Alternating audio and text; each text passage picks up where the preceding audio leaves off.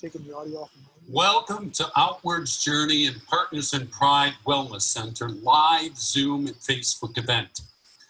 I want to assure everyone on Zoom and Facebook that the audience in the Pride Wellness Center is properly socially distanced and they are wearing masks.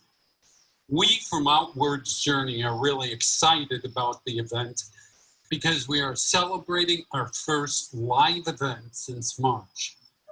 But more important, we are celebrating the beginning of Partners in Pride Wellness Center. To speak more about Partners in Pride Wellness Center, I will introduce Jamie Pagano, the founder. Jamie, would you please come up?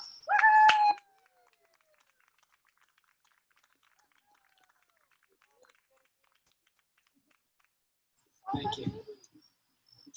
Sign your baby. Hi, I'm Jamie Pagano, and I use he, him pronouns.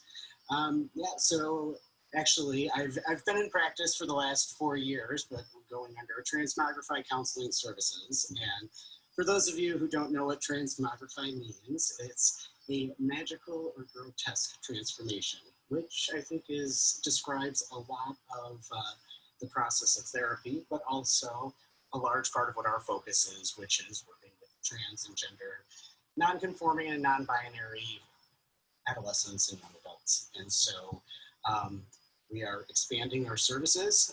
We are hoping to incorporate medical and psychiatric services. We offer outpatient counseling, and so we're hoping to. We also have access to the LGBT clothing closet, which is going to be housed in our new space. So thank you all for coming, and we are wearing masks, but just not when we're up here. Not when we're up here. No. All right. Yep. Thank you. A little bit more about Outwords Journey. Outwords Journey holds monthly storytelling events, which provides a supportive environment free from pressure and judgment for individuals who identify as allies of LGBT community. The stories transform painful events from the past into powerful, inspiring, and often hilarious monologues of resilience and survival. These stories have the power to change and rebuild lives to further their journey to wholeness. We have a website that I'd like to tell you about. It's Outwords, Outwords, not words, it's words, WORDS.org. You can visit our website. You can also go to the website and let us know if you have a personal story or experience that you would like to tell in story form with us. What do you do when you find your child is gay, lesbian, or bisexual? Some parents are able to take the news in stride, but some go through something similar to a grieving process with the accompanying shock, denial, anger, and guilt and sense of loss.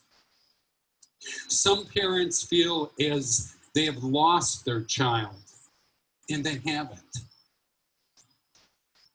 Your child is the same as he or she was yesterday. The only thing that you have lost is the image of what you had of your child. That loss can be very difficult, but that image can change happily. Be replaced with a new and clearer understanding of your child. The reason I say this is our first storytellers, Joe Strauss and his wife, Sue Bulba Strauss, have been married for 35 years. They have 2 boys. One is gay, one is straight, and they love them equally. Joe and Sue are strong advocates of the LGBTQ+ community and hope to help parents in their own outcoming. Joe and Sue will each share their individual stories of how their gay son impacted their lives and their journey of transformation. Joe?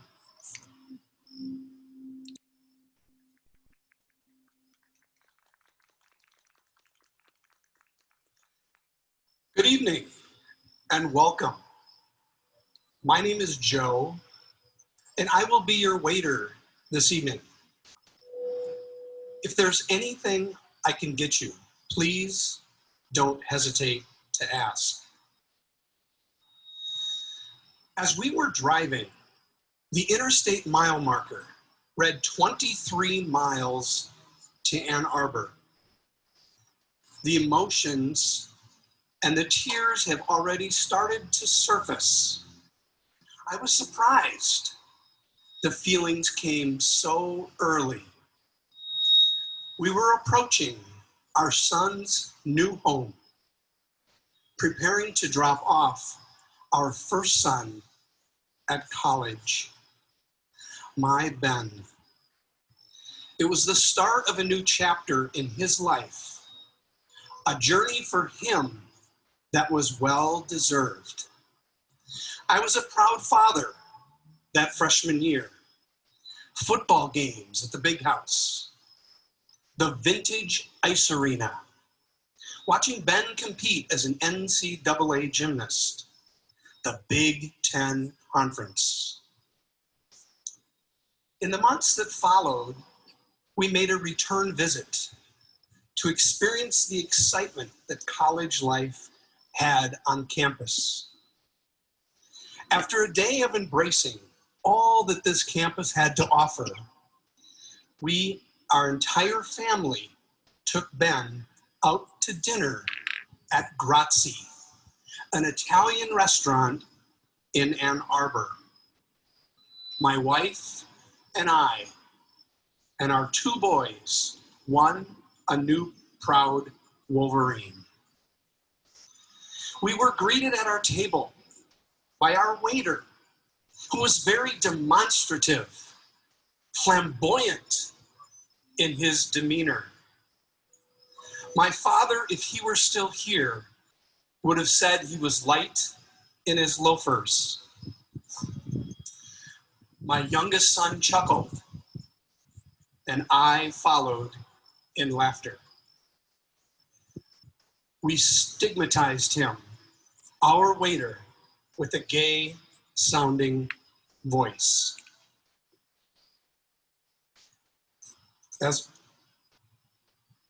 all of this transpired, I looked over and I saw Ben as he gazed down toward the linen tablecloth in silence.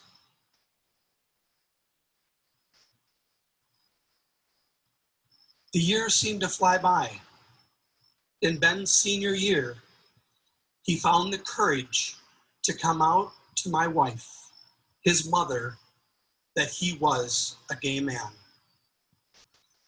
This seemed as no surprise to me, because it's quite possible that with that chuckle and laughter, years ago at that waiter, I failed to earn Ben's trust and be viewed as safe space for him. Through Ben's coming out, he shared with us his story of growing up and his fear of speaking. He was self-conscious of the way he sounded, fearing that others could tell he was gay merely by the sound of his voice. It is true, in 62% of the cases, listeners identified the sexual orientation of men correctly by the sound of their more effeminate voice. Effeminate. More typical of a woman. Unmanly. That evening at Grazie, the actions and the words of my father before me, and what my youngest son witnessed of my behavior have taught me it's the slightest gestures or the derogatory comments that hurt the most. It was an opportunity that I failed to recognize, to change the course, to make it stop there with me and set an example in front of my wife and my 2 boys. That night at Grazie, the only one at our table, including our waiter, that was unmanly was me. I have always been tender-hearted. I am tender-hearted, and I knew better. That evening was my moment to stop the cycle of systemic and unconscious bias towards the LGBTQ plus community, and I missed it. So this evening, as I bear witness, this serves as my amends. To amend my ways, to change for the better. And I often reflect on how far I have already come. I am proud to tell you, Ben, that I unconditionally accept and love everything about you. Your gentleness, your sensitivity, your humor, your being. Ben recently shared with me, quote, that while I was growing up, I was crippled by my voice, but today it serves as my strength. Now, my Ben is a doctor, a radiologist at the University of Chicago, working with women and breast radiology. Once he viewed his voice as crippling. Now he sees his voice as a gift of comfort. It is my son that has made me a better man. And as I march, it is for all the Bens out there to show the support and the love of a father, yours and mine, who are proud of who you have become. It goes so much further than this story. For me, it's black and brown, all races, creeds, and genders. A black individual, I celebrate the color of their skin. I give nothing but respect to a woman wearing a hijab. A Sikh gentleman with a turban, I view as safe space. A Latino or Native American deserves my utmost display of being polite, respectful, and courteous. When I see a Jewish man donning a kippah, or the many others that are unlike me, I seek to learn and embrace our differences. You see, I recognize I was not born with any bias. Many I have learned over a lifetime, and many are difficult to distance myself from. But for me, I have made a decision that it stops right here, right now. Because for me, I have chosen to love.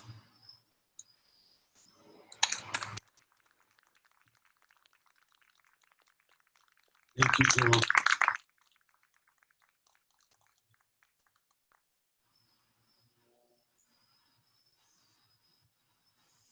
Oh, I should have gone first.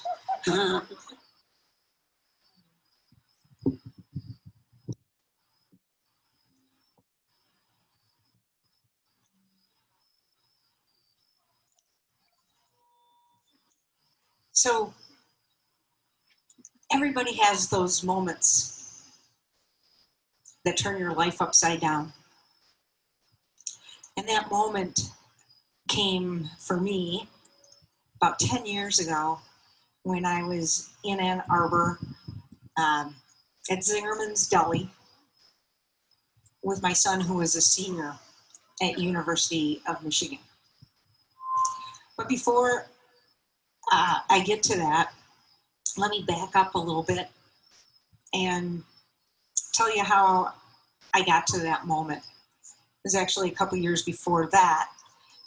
I had gone up to Minnesota, where I'm from, and one of my really, really good friends who I share everything with, she and I were kayaking. And out of the blue, she says, "Did you ever wonder if Ben's gay?" I kind of got silent. And she said, "Are you mad?" And I said, well, how would you like it if I asked you if Natalia, her daughter, was gay? Would you be okay with that? And she said, "Wow, I'm kind of surprised at your reaction." And I said, "Why would you say that?" And she says, "Well, because of the things he's into. I mean, he loves to sing and dance. He's doing gymnastics. And, oh yeah, it's been 22 years and he still hasn't dated." And I honestly had never given that a thought. I mean, in my mind, he was just so busy. I mean, he had pre-med he was working on and 5 hours of gymnastics a day and all day on the weekends. For me, it just made sense that he was just too busy. And besides, Ben and I were tight. I mean, we were close. He would have told me, right? So I started going into some deep reflection mode, and I thought, wow. And I got home, and Joe says, "How was the trip?" And I said, "Good." I said, "Guess what Nancy asked me?" I said, "She asked me whether or not I thought Ben was gay." And Joe, all nonchalant, says, "Yeah, I thought of that all along." I'm like, what? Without talking that over with me? I was stunned. He was just so calm about it all. And he said, "What difference does it make?" What difference did it make? And I started to thinking about all the things I had imagined for him. I started thinking about, what if people ridicule him or hurt him or put him down? I mean, life's hard enough.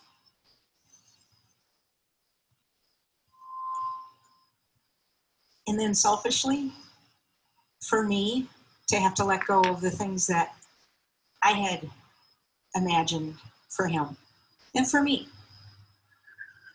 I mean, I'm accepting of gays. I have nothing against gays. I have a ton of friends and nieces and nephews, and I love them. But it's a little different when it's your own kid. So I started asking those friends for some advice, and I said, should I go and ask them, like, directly? What if I'm wrong? What do I do? And the advice I got was, he'll come to you. Let him come to you on his own time, on his own terms. So I waited, and I observed, and I hinted, and I watched. Nothing. And then I started noticing, as I watched closer, is he really happy? He seemed like he was kind of hurting. I started to really struggle with it. And I said, I wonder, should I just come out and ask him? And what if I'm wrong? What if I hurt him? And I was really struggling. We went on for 2 years like this. My chance finally came in the spring of Ben's senior year. I remember it being a beautiful day. I had to drop off a car for him.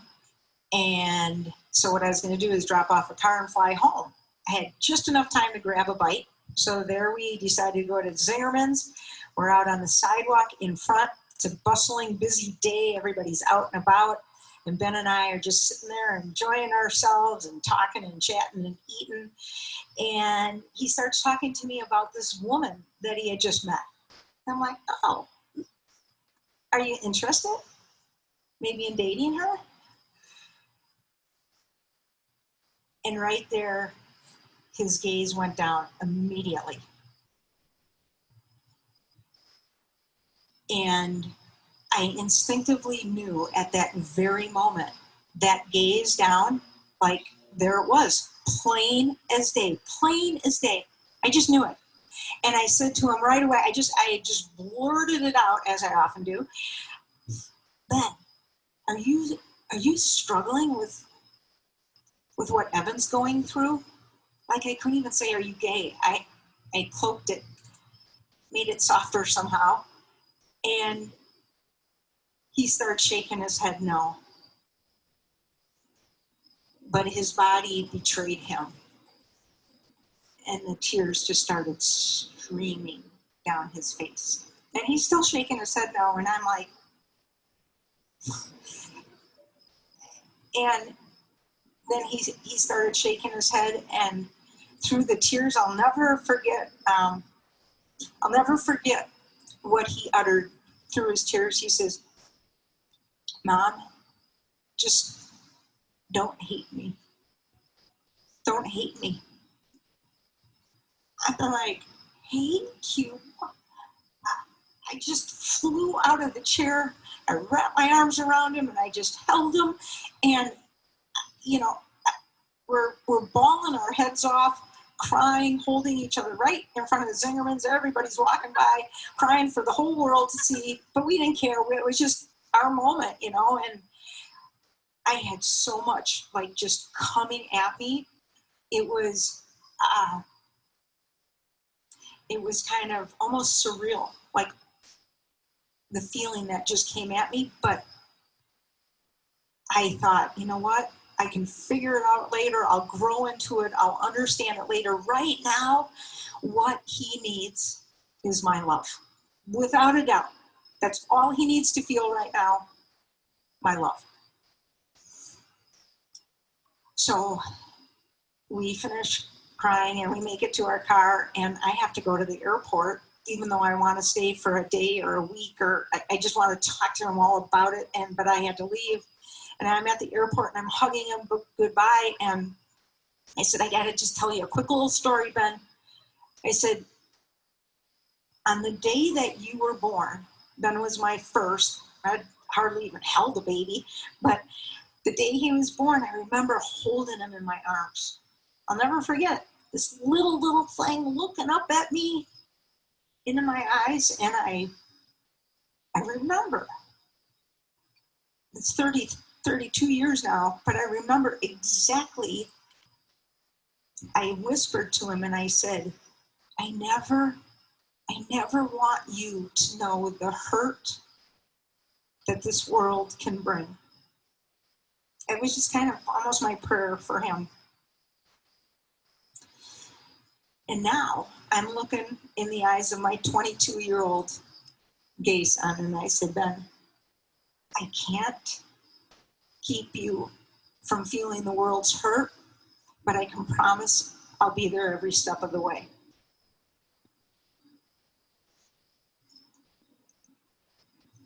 It was like I had opened the door for a caged bird. It was like he kind of gingerly came out looked around and kind of tested it. You know, are people going to accept me?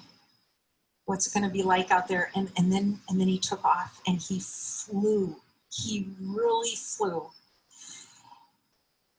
I mean, he's downtown Chicago, finishing up his residency. He's living in a condo just outside of Boys Town. He's got a longtime partner. He is flourishing, and he's finding himself and being himself. It's just wonderful. It's just wonderful to watch unfold. And my mission is to never let Ben live another moment with doubting my love. I mean, he had 10 years since middle school, going through that all by himself without me. I think the only one that he dared talk to was our dog. Yep. Told their dog his secrets, and so he was very, very alone. And he said to me, Mom, you know, if you wouldn't have come out and asked me, I wouldn't have told you. He said, too much to lose. So that's the hardest part for me, is that he was so alone. But not anymore.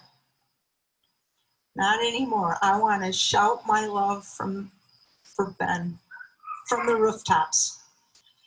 And it's why I try to help parents who are kind of learning to come out. It's why I work with younger kids who really struggle with the whole scene, the whole loss, the trust issue. You know, it's why I march at pride parades for those that are along the side of the parade, not feeling loved. And it's why I speak tonight.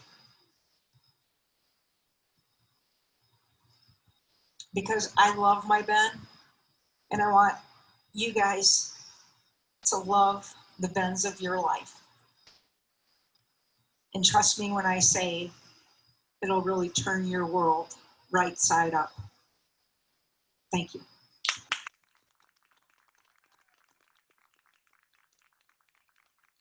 Thank you, Joe. Thank you, Sue. You know, a lot of times we don't look at, thank you.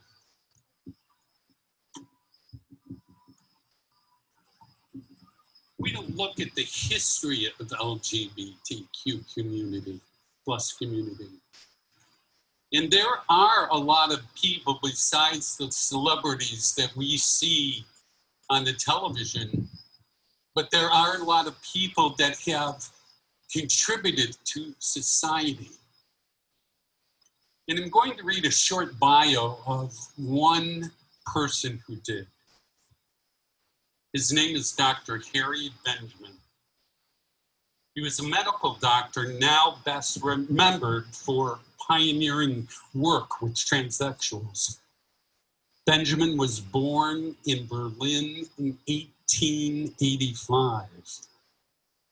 While still at university, as a university student, his interest in the science of sexuality led to a friendship with Magnus Hirschfeld, the leader of the homosexual emancipation movement and founding director of the Institute of Sexual Science. Dr. Benjamin accompanied Hirschfeld on visits to homosexual and transgender bars in Berlin when Hirschfeld was researching and writing the first book-length treatment of transgender phenomena, published in 1910. Benjamin completed his medical studies in 1912 and came to the United States in 1913 to work as a doctor on a tuberculosis research project. By the 1940s, Benjamin was spending his summers in San Francisco, and it was there in 1949 that he first took a professional interest in helping a transsexual patient. At that time, doctors in the United States refused to administer hormones or perform genitalia reconstruction surgery on transgendered people who desired this procedure. Benjamin was instrumental in bringing the less moralizing perspective of the German sexology tradition to bear on transgender issues in the United States. In the early 1950s, especially after Christine Jurgensen transsexual surgery in Denmark made headlines around the world in 1952, Dr. Benjamin found himself at the center of medical discussions about transsexuality. Dr. Benjamin did more than any other individual to bring that word into widespread public use. Privately, Dr. Benjamin prescribed hormones for dozens, if not hundreds, of early transsexuals and helped arrange genitalia surgery for a select few. By 1996, the transsexual phenomenon, Dr. Benjamin was just regarded as the world's most prominent expert on the subject. Benjamin's model for dealing with transgendered people is still the basic paradigm for transsexual medical care. In honor of his pioneering contributions to the field, the Association of Medical and Psychotherapeutic Professionals who regulate access to transgender health care is known as the Harry Benjamin International Gender Dysphoria Association. Dr. Benjamin maintained an active personal and professional life until the early 1980s. Dr. Benjamin Harry died in New York in 1986 at the age of 101.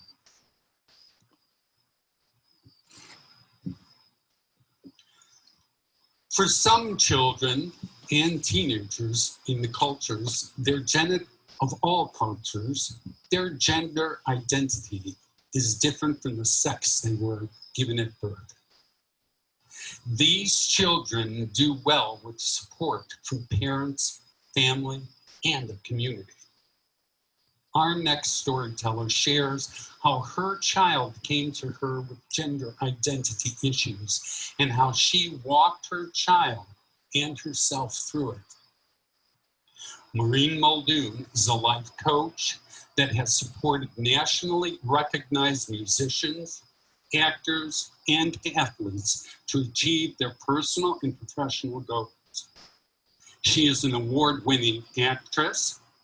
Her work has been featured on HBO, Fox TV, CBS, Parade, Pop Sugar, The Goodman Project, Risk, Actors Access, and She Writes Press. Among other things, Maureen is an author, artist, and a licensed spiritual practitioner. Would you please welcome Maureen Muldoon?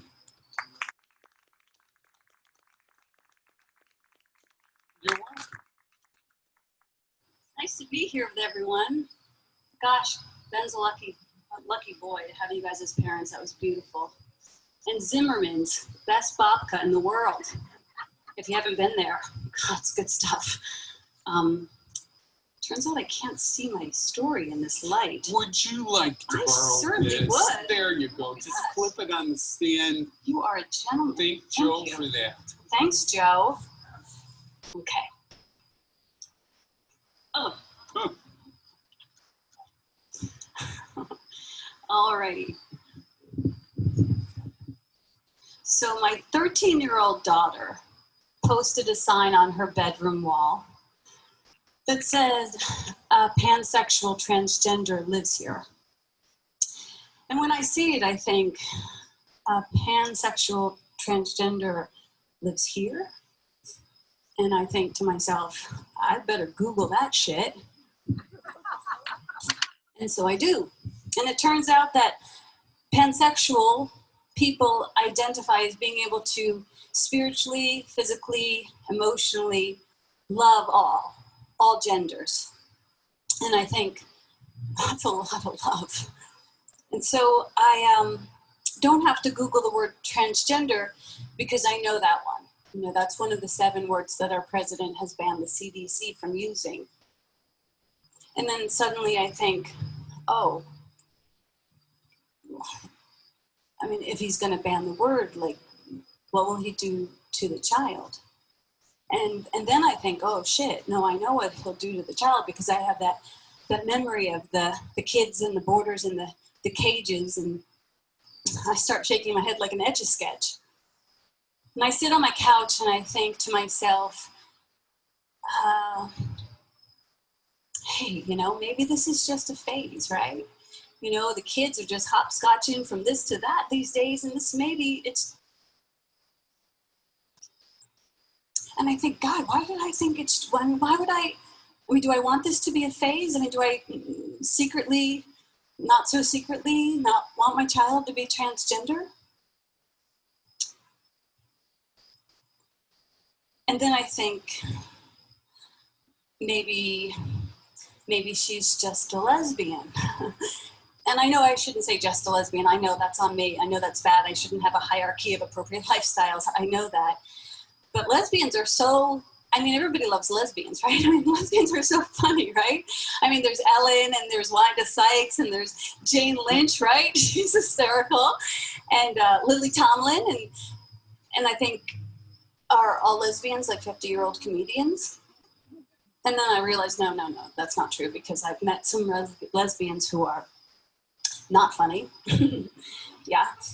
I mean, I've met some lesbians who are totally not funny. I was a lesbian once.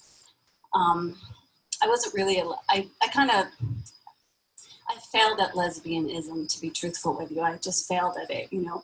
I mean, I kissed a girl and I liked it, but I just wasn't, I mean, when it came right down to it, you know, I'm not a vegetarian, as it turns out. It was like feeding a finicky kid bad broccoli. I was like, oh, no, I'm good, I'm fine, I'm full. So that didn't work out very well for me, or her.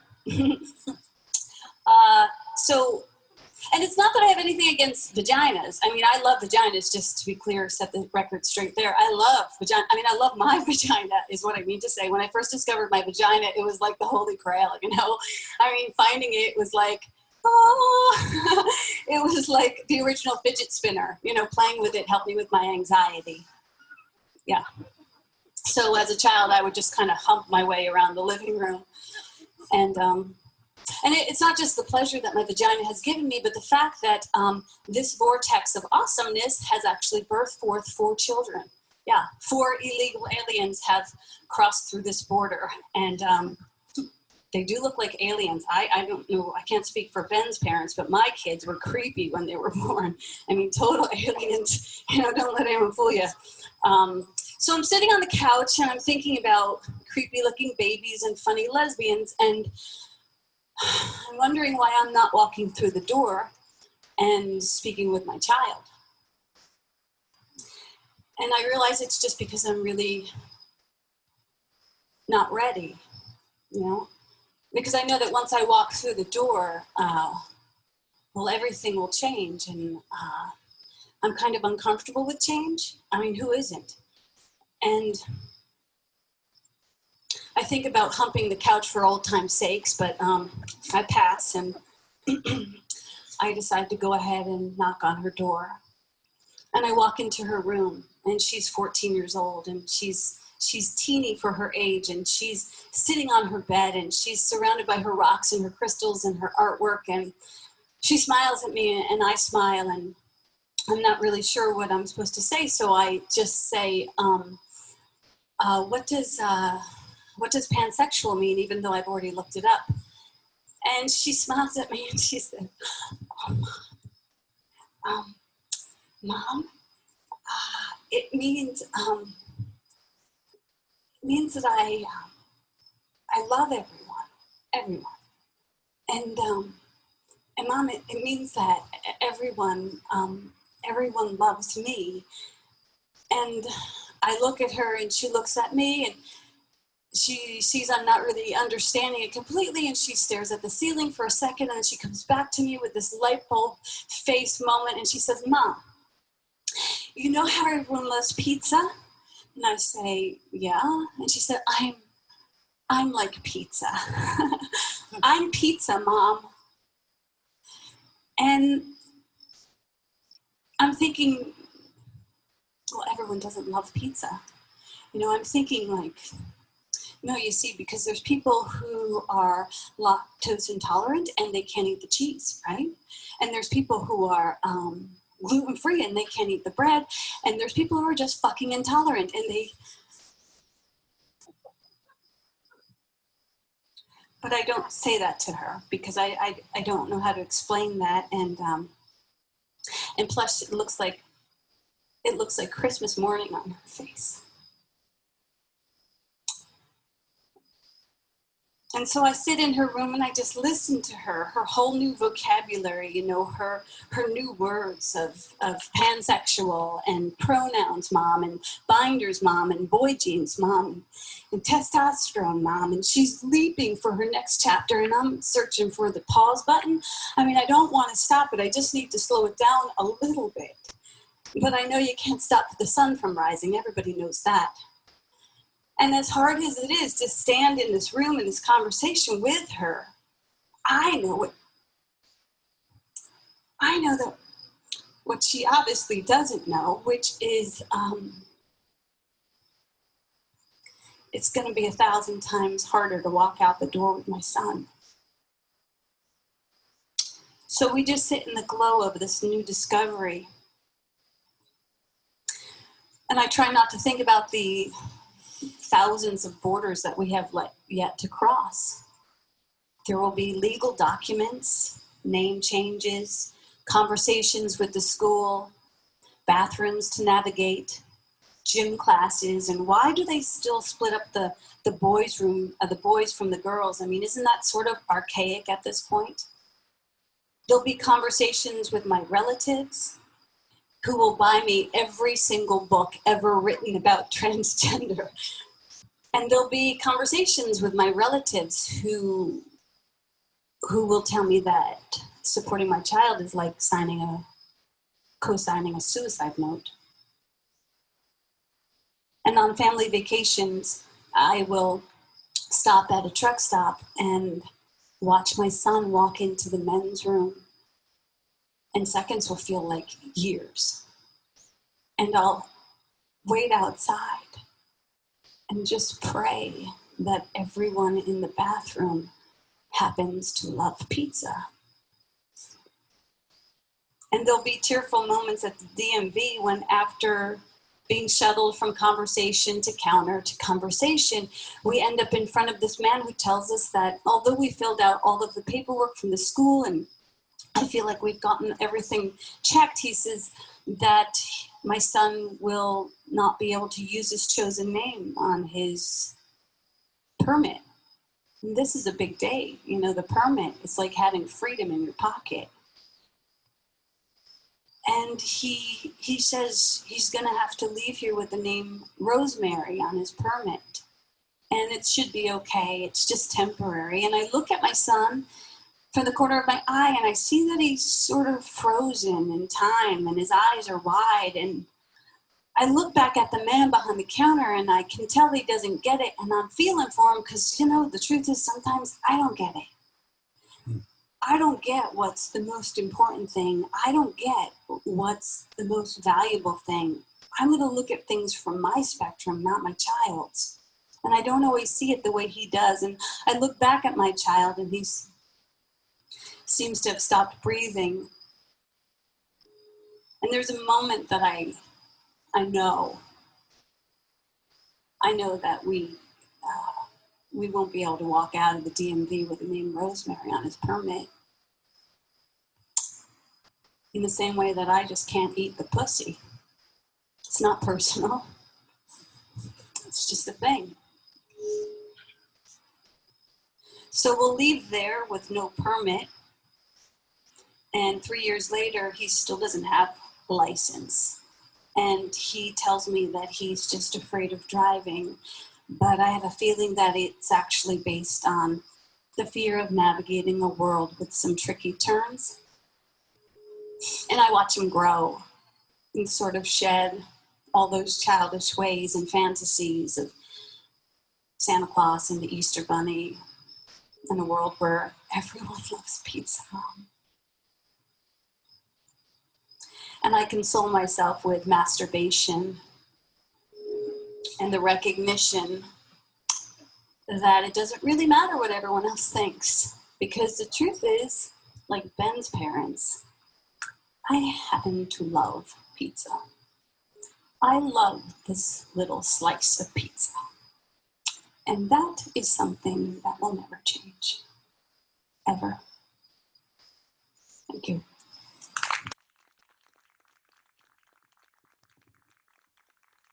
Thank you.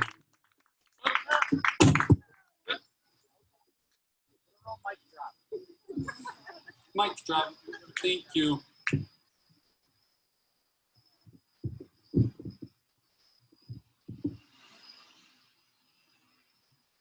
I usually don't book speakers. One speaker, I find somebody and book them the next month as well. But at our last storytelling event, our next speaker just got a rise out of so many people at the Zoom event because of what he had to say.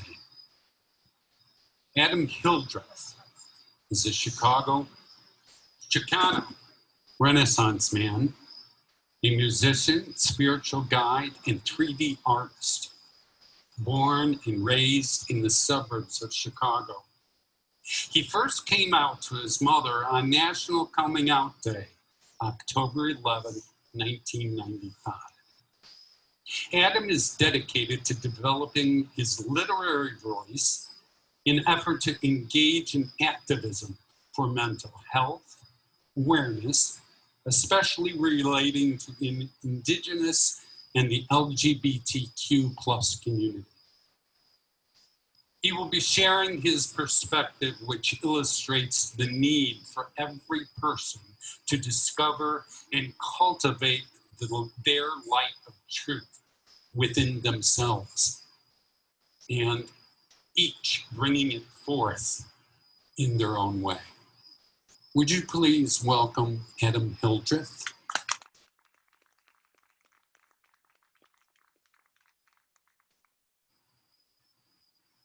Thank you very much. Hold on. A little tall. And that's okay too. So, Maureen, just so you know, I forgot my own fidget spinner.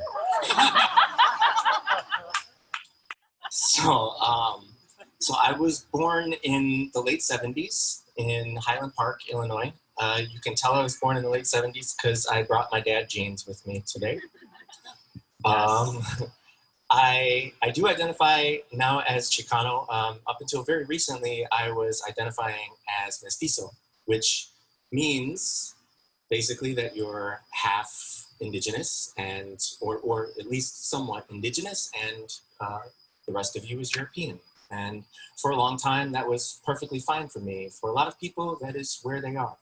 I've been doing a lot of reading lately, a lot of talking with people. And that term comes from a caste system that was used in New Spain, which is modern day Mexico now. And Mexico is still dealing with a lot of the institutionalized racism against indigenous peoples.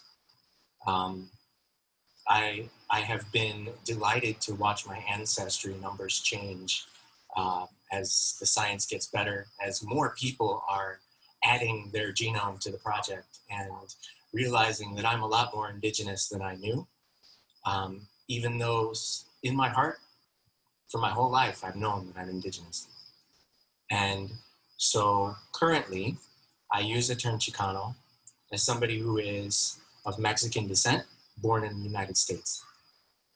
I hope that one day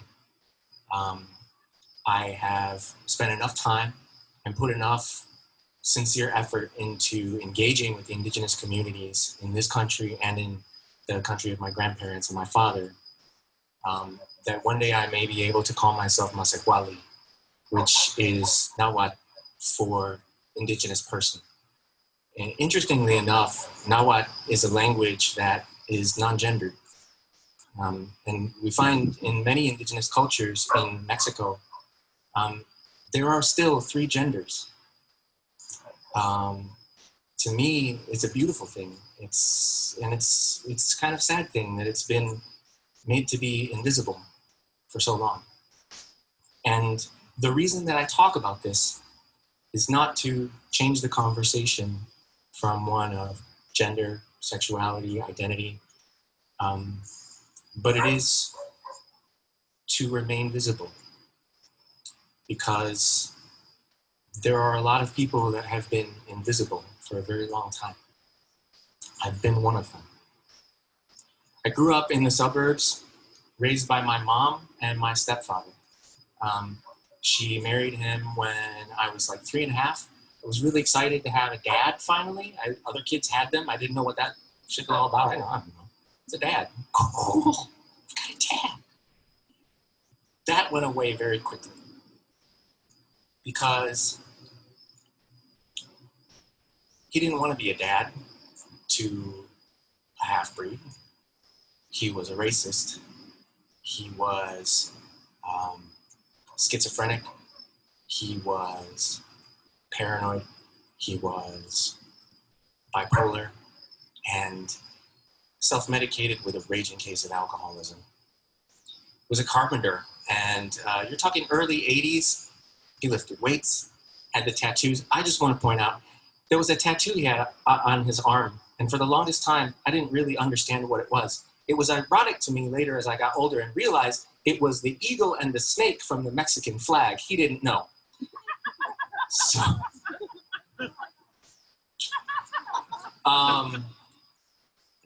but he terrified me. For a long time, that eagle and that snake did not instill a sense of pride in me. It instilled a sense of terror in me because he was violent. And in my early life, I learned that the safest place for me often was in my bedroom, or sometimes in my parents' bedroom with the lights off and the door closed, listening to all the things that were going on outside that door. Things that were probably better for me to see because as a child, I grew up a little different from other kids. I just got diagnosed with ADHD. I'm 43. Just 2 weeks ago, I finally got a doctor who listens to me.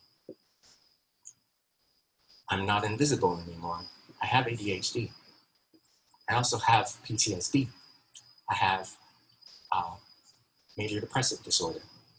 I'm not saying this to you to gain sympathy from you. I'm saying it to you so that you understand these things should not be invisible. These things should be visible. We should honor these things. Many indigenous cultures talk about honoring a wound because the wound came from somewhere and you are keeping it for a reason.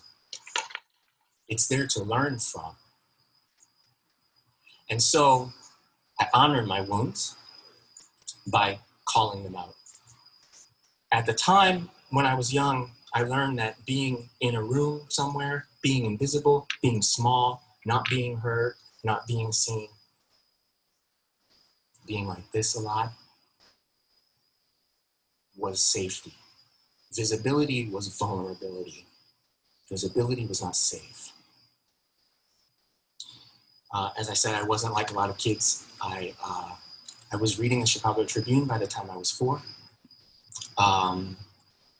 We had a lot of books in my house that my mom would bring home from places, and she taught me how to read, and it was something that I can remember, just reading about animals and planets and all kinds of things. The natural world fascinated me. And we had a book on our shelf that was there as a way for us to learn about our bodies in a way that was written from the 1960s. So you're talking being in the 1980s, learning about stuff from the 1960s perspective when they didn't do science, apparently. And they really didn't like people who were different back then. So I learned about sexual identity through the lens of it being homosexuality was like, it was a phase of heteronormative life. You like that guy, but you don't really like him. You just admire him and you want to be like him. You'll get over it. You'll marry a nice girl and retire to the suburbs and everything will be fantastic. It'll be swell. But I also grew up during the 80s in the suburbs.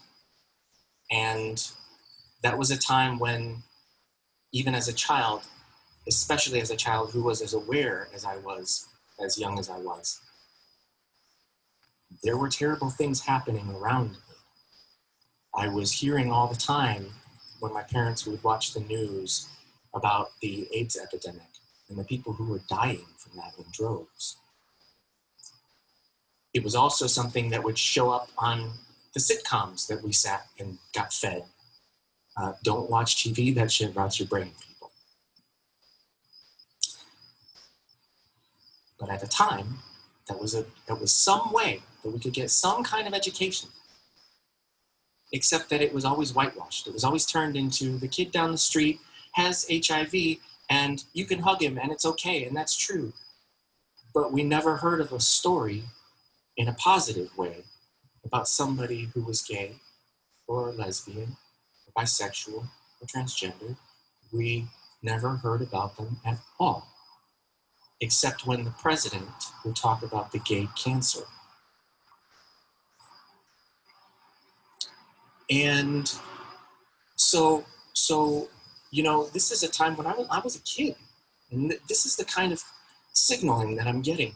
Never mind that at the time, we didn't even really, like if you heard about gay or lesbian, there was a joke involved or there was a slur involved. Forget about being transgendered, forget about being bi, forget about being gender non-binary. None of that existed. You might as well be the tooth fairy. The 80s in the suburbs were just about the same as the 60s in the suburbs, from what I could understand. I mean, I wasn't there, but it was pretty much all about just fitting in and being like everybody else. And I'm telling you, I just found out I wasn't wired to be like everybody else.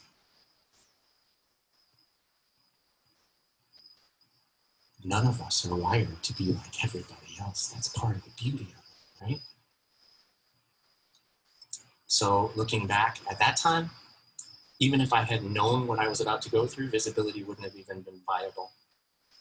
Because of the violence at home, by the time I was in 4th grade, I was in counseling. And this stuff was so awesome to me. I was like, yes, I could talk about my feelings and play with Play-Doh. This is great. And so I'd go every week and I'd see Mrs. Miller and I'd be sitting there talking to her and I'd be like telling her all my stuff and everything like that. And it was great. I was able to actually finally express things that were inside of me, these fears and these things that were happening at home that were terrifying to me, but I could express them, I could talk about them, and I could do it in a safe space, right? So important.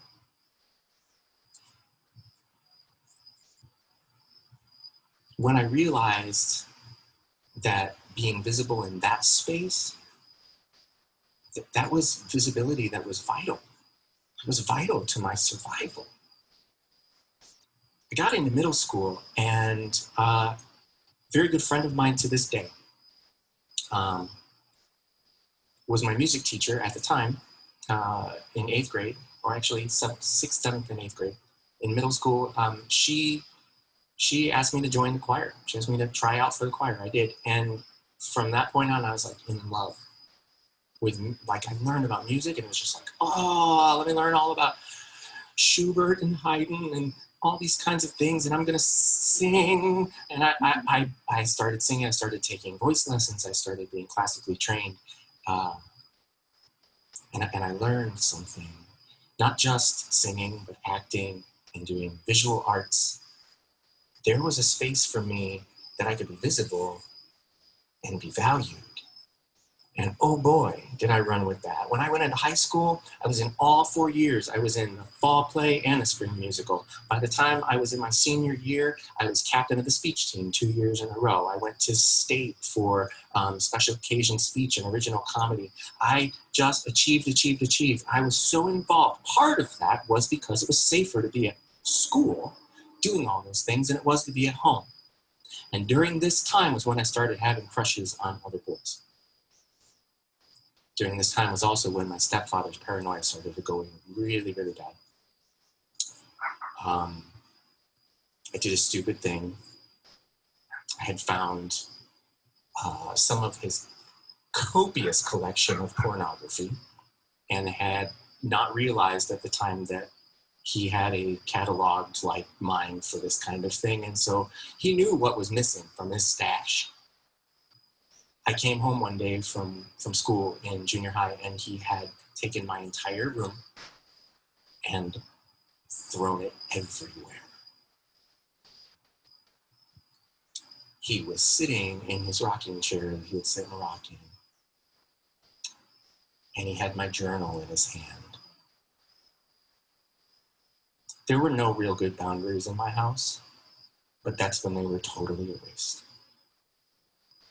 I was visible in a way that I never wanted to be, and no one ever should be. But that's when they found out the first time. That wasn't a good thing.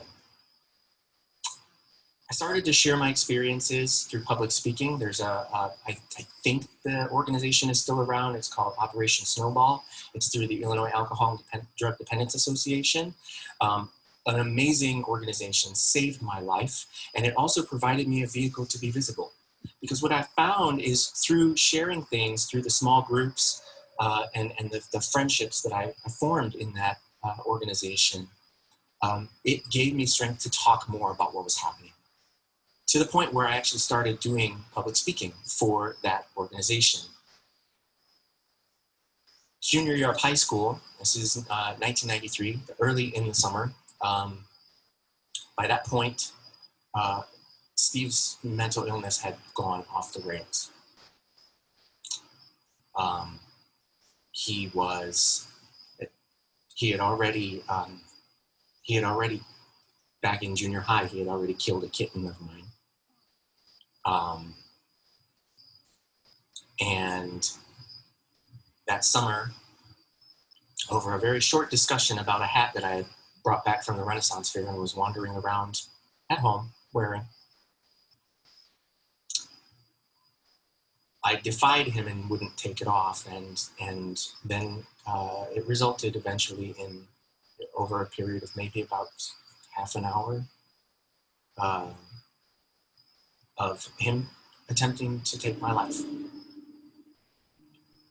I didn't look at it like that back then, you understand? Like I didn't see myself. I didn't understand that what was happening to me then was not just a fight or being beaten up. It was a person who was insane choking me out. It was watching the black go toward the edges of my vision. Somebody who should have kept me safe was trying to kill me. My mom came home. She said, "I've called the police, get your shit, get ready, they're on their way over." And he was already at the point where he had taken a shower, waiting for them to come by the time they were there. He said, he called me an asshole. And she turned and she said, "That's because that's what you are." Well, they were gonna get divorced. That lasted about, I don't know, felt like a few months maybe. That fall, he ended up taking his own life. That was my second exposure to suicide. The first one where it was so personal and direct. I used that platform to speak about what was going on, to speak about what had happened to me, to let people know that I was not going to let that defeat my inner spirit, that I still was able to find support around me, to have a family that I could create and be myself.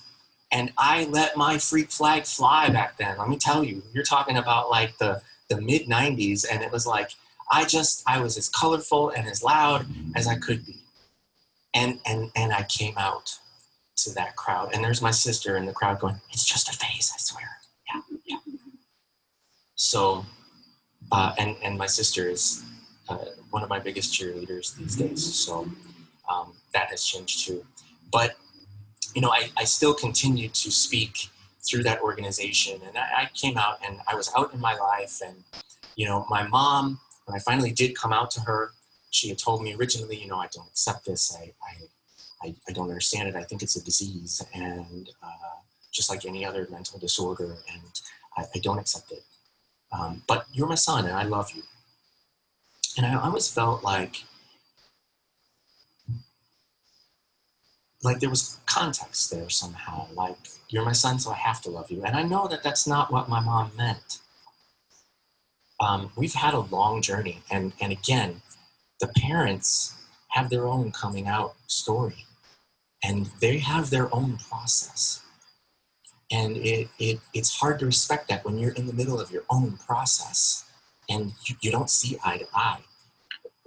Like you said, and you guys have said so eloquently that, you know, you're in your place and you're thinking about it one way, and it's a totally different set of experiences. So my mom would continue to say things like, you know, I know you're gay, but like you and so, you'd make beautiful children. I swear, just say. But I wouldn't be able to hold hands with my boyfriends if I ever brought them over to her house in front of my brothers.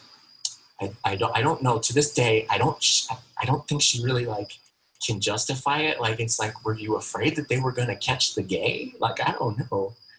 I was in the working world. By that point, I was doing, you know, I had already started a couple of different careers, and there were some jobs that I had where it was okay to be out. As long as you were out just like everybody else was out. You had to be a certain type of gay, I guess. Other jobs, it was not even physically safe to let people know who I was. I heard a lot of, you know, you're talking late 90s, early aughts. So there was a lot of, you know, oh, I totally, like, if you're gay, it's cool. I'm cool with that, you know, just as long as you don't, like, you know, put it in my face or anything. And I'm like, put what in your face? Like, I have, like, this gay, and like, my gaydar is going to hit you if I get too close. So, you know, at that point, I kind of was like, okay, I'm just going to be quiet about it. And I started to learn that visible wasn't always viable. It was only conditionally viable. Fast forward a couple of years, it's the first time I was sexually assaulted, and it happened in my adult life at a party with people I thought I should have been able to trust. And a friend had invited me over to this friend's party, and it was the friend who did this. And I didn't tell anybody about it. Because, why? Because who's gonna believe that a grown man was sexually assaulted? It doesn't matter that, I mean, I was completely drunk and in no way in control of my own body, and that he took advantage of that. I couldn't tell anyone. No one would believe me. So on goes the cloak of invisibility. When social media started to take off around like 2012, I noticed everybody was doing this, and I started to, having the kind of brain that I have, I started to put two and two together and go, this is not gonna end up being a great thing. Everybody's into this right now, but something is not right here. I was already starting to, because at that point I had kind of withdrawn. I had stayed quiet. In the words of Brene Brown, I stayed deliberately small so that no one would see me, so no one would know who I was. And even though I was not quite at the point yet, a few years later, I would be introducing myself at work, being like, "Hi, I'm Adam, and I'm gay as hell." Some people thought that was cool. Other people were like, "Really? Whatever." But, you know, to each their own, I guess. So, I was in jobs that I probably shouldn't have been in for my brain type. And I met somebody at work who sexually assaulted me in my own home. Because again, my trust meter was way off. And I had pushed myself down so much that I couldn't even see myself. So the idea of this was like, okay, it happened. And again, what am I going to do? Tell somebody who's going to believe me? Everybody at work knows him. Nobody at work really knows me. Nobody's gonna believe me. Nobody will see me anyway. So I really withdrew. That's when I started I had already been involved in playing online games, like online role-playing games and stuff, and that was kind of my escape. It was a place where I could be whatever I wanted to be. I've met a ton of people. Like, look, people make fun of Second Life, but I'll tell you what, you learn so many things when you're in the virtual environment where people can be whatever they want to be, and they present themselves as they truly are inside with whatever they make themselves out to be. It can be a thing that's very fraught with a lot of psychology, but it can also be a beautiful experience because you can get to know certain people for who they really feel that they are, and they're expressing that, and they're feeling good about expressing that. It's beautiful. But I still was a couple of layers behind something else, and wasn't ready for people to see me. It wasn't until I really needed to get some therapy and get some help. I finally, after years of trying and not being heard, I finally got hooked up with a therapist who was starting to give me some things to look at. And she had me look at Brene Brown's TED Talk on vulnerability, and like crazy. I sat there and like heard myself in her words, and I realized something at the time. And visibility was going to mean vulnerability, yeah. But vulnerability can lead to creativity. And that leads to connection, which is really what we are here for. Throughout therapy, I was trying to learn self-compassion. Still never really had an idea of who I was. Had kind of forgotten it. And at the end of last year in November, I had a couple of personal traumas, another suicide, and the death of a work mentor at the end of the year. Didn't really have a lot of time to grieve. Had to get back in the saddle, had to work. Had a friend who has her new organs now, thank God. But at the time was dealing with kidney failure, and so I was her person to take her back and forth. I was doing a lot of being there for other people. I was singing at the funeral here and visiting the funeral over here and taking my friend up here on my birthday, like being at the hospital with all the stuff and the things. And I don't regret any of that, but one part. And that is I chose not to see me during any of that. And because I also am right now trying to get a diagnosis for Ehlers-Danlos syndrome. It's a hard thing to get a diagnosis for, if any of you have heard about it. It's one of those things that's very dicey. So I don't say that I have it, but we're getting pretty close. So one of the things that happens with that is it's like a lot of pain, and it can be very unpredictable. And with PTSD, there can be a lot of unpredicted pain that can happen. Things can happen to you because your brain is telling your body you're in a situation. So in February, the stress ended up putting me to the point where I was using a walker. For 3 weeks, I was using a walker just to get to the bathroom, and most of the time I didn't really make it all the way. That was at the end of February and the beginning of March, and we all know what happened then. So here I was, once again, alone, disconnected from everything, totally and utterly invisible. Because I left my job, because I didn't feel safe working in the healthcare environment that I was working in. And here I was, just sitting in my house, chilling. Then I started to check some stuff out on Facebook and see some other people out there. And I saw some things happening in the world earlier this year that were like, what? People are actually engaging in a positive way. They're actually like being kind to each other, and they're encouraging each other, and they're being creative, and they're contributing to the happiness and well-being of each other, trying to comfort each other, trying to be a safe space for each other. What is going on here? So I took a chance, and I recorded a video of me singing a song. And then I started to write poetry. And then I started to study the language of Nahuatl. And I started to, you guys, like I was doing visual arts. I was getting back into my 3D art again. I made a kilt, y'all. Like, do you know how difficult it is to sew a kilt and then do it without a pattern? But that's the kind of charge I was getting from the feedback and the support and the care that was happening at the beginning of this year when all of this stuff started,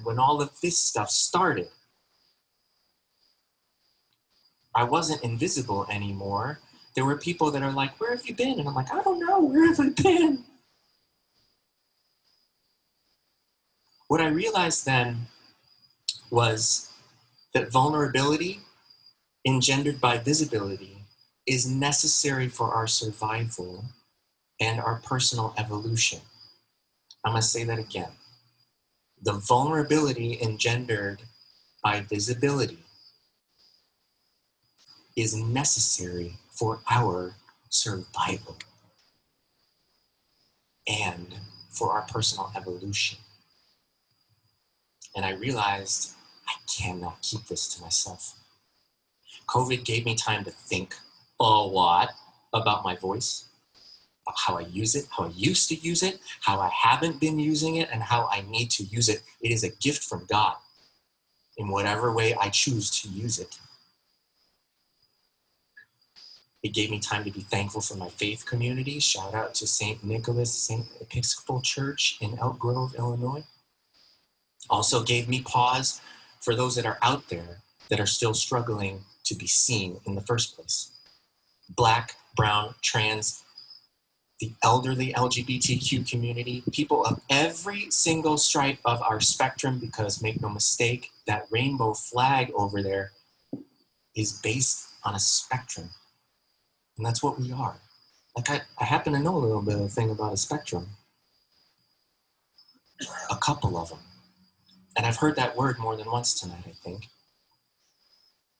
See, there are some out there that visibility is still not a viable thing for them. And I personally believe that we are all one consciousness,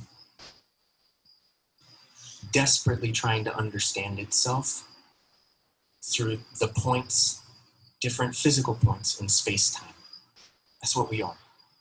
Different physical points in space-time, but we're all the same thing. There's so much of it, we just can't experience it all at once from one point of view. It's too beautiful, it's too big. But with that, I'm gonna beg you to think about it and to, if you are visible already in your life in some way, then stay visible. Stay visible. If you are not visible and you feel like it's getting time and you have the support around you that you need to get visible, then do it. Waste no time. Get visible. Now is the time to be visible, to be heard, to be vocal. You need to be visible for the you that is not physically you right now, for the you that might be in the past, still struggling to be the you that's today, or the you that's across the planet in a place where they don't even acknowledge that we exist. That person does not feel safe being visible, and they might see something that you create, or that you say, or that you do, that will bring them a light of hope inside. You bring your light of truth to them, to us. You will give somebody hope to find their own light, hold on to it, and guide themselves through some dark times. Be visible for those people. Visibility leads to vulnerability. Yep. And vulnerability can lead to powerful change through creativity and through connection. And that is power. Connection is power. Stan Lee said, with great power comes great responsibility. So, be visible, be vocal, do not ever give up. Ever. Because you're lovable, you're capable, and worthy of using your voice and your talent and your inner light. The world needs it right now more than ever. So don't ever forget that. Let that light of inner truth shine. Be visible. Thank you.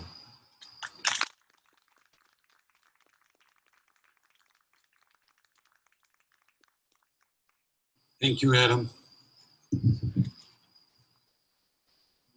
I want to thank all the speakers for sharing your journey with us this evening.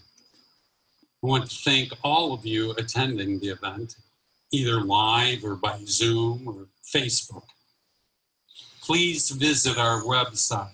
Our address is Outwords, outwords.org, or visit us on Facebook. In the next couple of days, I will be posting the date of our next event. And I want to thank you for being here. Good night.